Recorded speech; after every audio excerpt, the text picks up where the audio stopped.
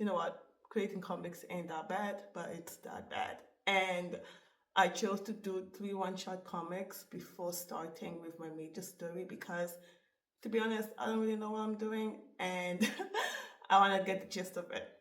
So that's pretty much what we're going to talk about in this video.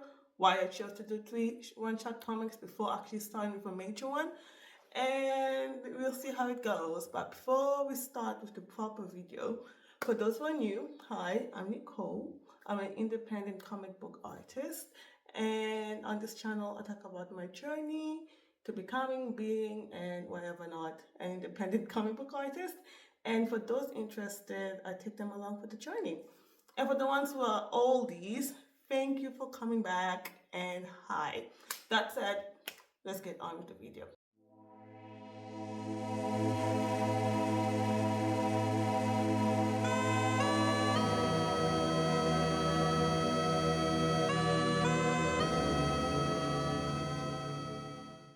So, it all started when I was a little girl, you know. I was like drawing, and then I grew up, I started like reading, and then I was like, I like both. What if I could do something with both? You know, I like good storytelling, but I really love visual storytelling. You know, I'm okay with a book. I love a book. I love a well-written book, but I also love a well-written and drawn comic book or graphic novel or webtoon. You know, visual storytelling, even movies. And I felt cold. I felt in my heart that, yeah, I really want to give this a try. Like, I really saw a try. And tell amazing stories through a visual medium. And I feel like comics is the one I want to use to tell the story. I want to use comics to tell amazing and compelling stories. But the thing is, I have never drawn a comic in my life. I have never done it. And thinking about doing this amazing, bold story in my head with at least 5 main characters, at least 20 secondary characters, it felt quite intimidating. And I was like, yeah, I don't think I have what it takes to do this, but I want to do it. And to feel less intimidated by it, I decided that I needed to do it, but not necessarily start with the big story I had in mind. I could just do it through smaller or shorter stories.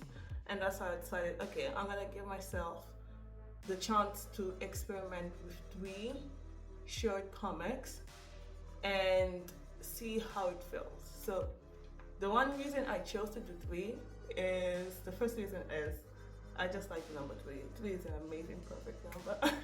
And I was like, okay, if I don't like something on the first, I can turn the second and then the third, and that's it. That's the amount of numbers I'm willing to experiment with when it comes to comics, and then I'm gonna do the real thing. And like, the second reason I chose to do 3 one-shot comics is I really didn't know how comics were made. Like, yes, I read stuff, watched stuff on YouTube about how comic books are made. I even bought a domestic course on how to make a comic book or a manga story, and it was amazing. They taught me a lot, but that meant that I knew a lot in theory. Practically speaking, though, pen to paper or pen to iPad or tablet, I didn't really know much. I didn't know what I was doing. I didn't know how the workflow would work for me.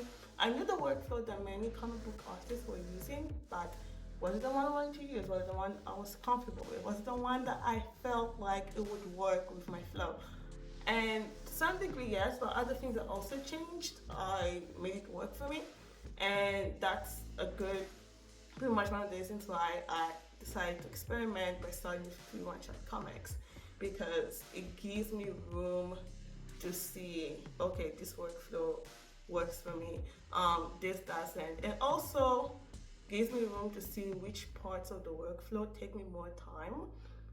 So I found out that storyboarding is not that bad.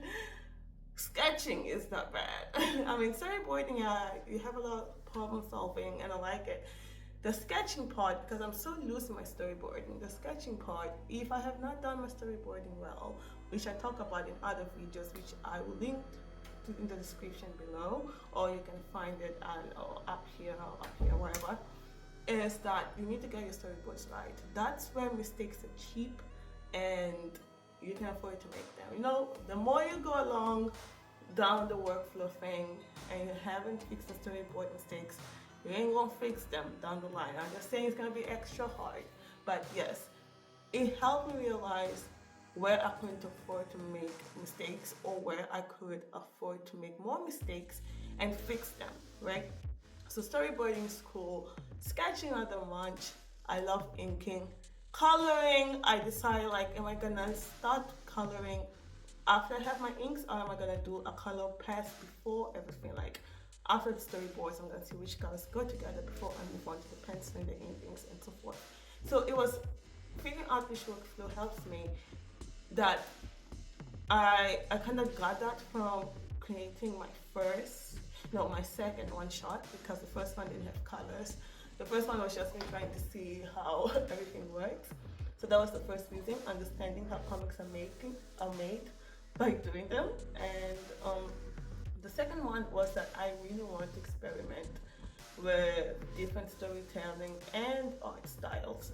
So I'm inspired by different artists. I mean, you have Dan Mora, you have Jorge Jimenez, you have Alan Moore, you have so many. Alan Moore is a writer, but yeah, you have so many artists out there that inspire you, and I've seen so many styles as well on Instagram and Pinterest. I'm like, oh my goodness, I'd like to try that, but I was like, which one do I want to stick with when I actually start my story? Because I can't just switch styles out of nowhere. It's kind of jarring to do that. I've read webtoons where they switch styles in the middle of it, and I've kept up with some of them, but I'm just gonna say it took a while, and I don't want to do that. It just it doesn't click well with me.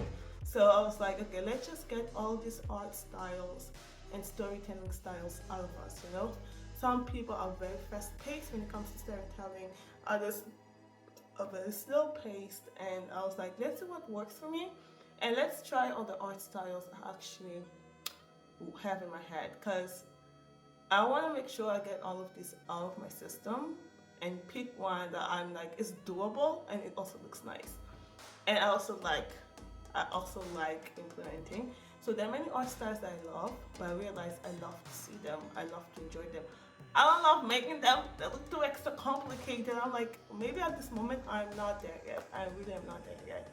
But it helps me also to see which aspects of other people's art styles I really like and how I can make it work for me and so forth. So that was also one reason why I decided to do short comics, because they allowed me to experiment with different art styles and storytelling. And the third reason is, I guess I believe in the sense that you get better by doing it. And that's true. I got a whole lot better by doing them.